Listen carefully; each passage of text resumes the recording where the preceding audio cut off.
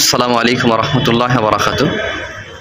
সম্মানিত দর্শকবৃন্দ, আমরা এখন অবস্থান করছি রংপুর জেলার একটি ঐতিহ্যবাহী মসজিদ, যার নাম হচ্ছে কেরামতি আজমে মসজিদ। এটি রংপুর শহরে অবস্থিত। তো বড় বিষয় হচ্ছে, চমৎকার বিষয়, এই মসজিদের ভেতরেই নিচতলায় দুটি কবর রয়েছে, যাকে মাজার বলা হয়। একটি হচ্ছে পুরুষের আর একটি হচ্ছে মহিলা। তো যে ব্যাপারে আয়েশা রাদিয়াল্লাহু তাআলা আনহা হতে বর্ণিত, রাসূল সাল্লাল্লাহু আলাইহি সাল্লাম বলছেন, লানাল্লাহু লিহুদি ওয়ান নাসারা আত্তাখাযু কুবুর আমবিহি মাসাজিদ, যে আল্লাহ তাআলা ইহুদি নাসারাদের উপর অভিশাপ করেছেন। রাসূল সাল্লাল্লাহু আলাইহি সাল্লাম বলছেন এ কারণে যে তারা তাদের নবী রাসূলদের কবরকে মসজিদ বানিয়ে নিয়েছে।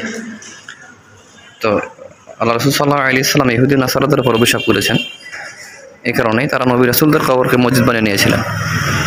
তো আজকে মুসলিমরা এই একই কাজ করছে। দেখেন বিষয়টি আজীব বিষয়।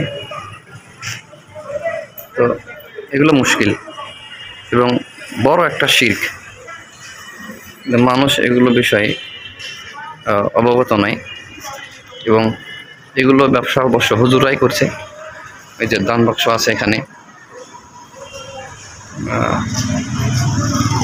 একজন রিক্সা চালক এখানে দান করে গেল। তো এই যে ধর্মের নামে মুসলিমদেরকে মুশরিক বানাচ্ছে কিছু হুজুর, ধর্ম ব্যবসায়ী, আর বলছে এগুলো নাকি দাওয়ার মাধ্যম, এগুলো দাওয়ার কৌশল, এরকম করে নাকি ইসলাম প্রচার করতে হয় ভুল পদ্ধতিতে, যা আমরা কিছু ভাইদের কাছে শুনতে পাই। তো এই যে মানুষগুলোকে মুশরিক বানাচ্ছে কারা? হুজুররাই তো, নাকি চরমনাই হুজুর, দেওবন্দি, বেরেলি, তারপর যাদের কাছে আকীদা মানহাজের কোনো মূল্য নেই, যারা বড় বড় সংগঠন খুলে আছে, তারা তো এই সমস্ত কাজ করছে নাকি?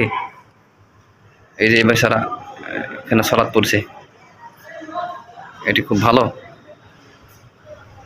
তো আপনারা বিষয়টি দেখবেন, আমি কিছু বলবো না, বলার সেরকম পরিবেশ নাই এখানে।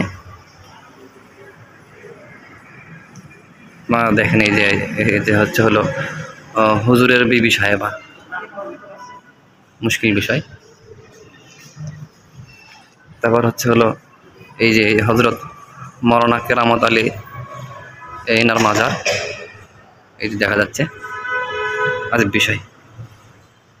আর গুরুত্বপূর্ণ প্রয়োজন আসছে, তো আবার ওখানে যেতে হবে। তো সংক্ষিপ্ত ভাবে আপনাদেরকে দেখালাম, আপনারা চাহে একবার দেখে যাবেন ইনশাল্লাহ। মসজিদ নামের মুশরিক বানার এটা একটা আস্থানা, বেদাতীদের ফ্যাক্টরি। তো দেখে যাবেন ইনশাল্লাহ। আসসালামু আলাইকুম রহমতুল্লাহ।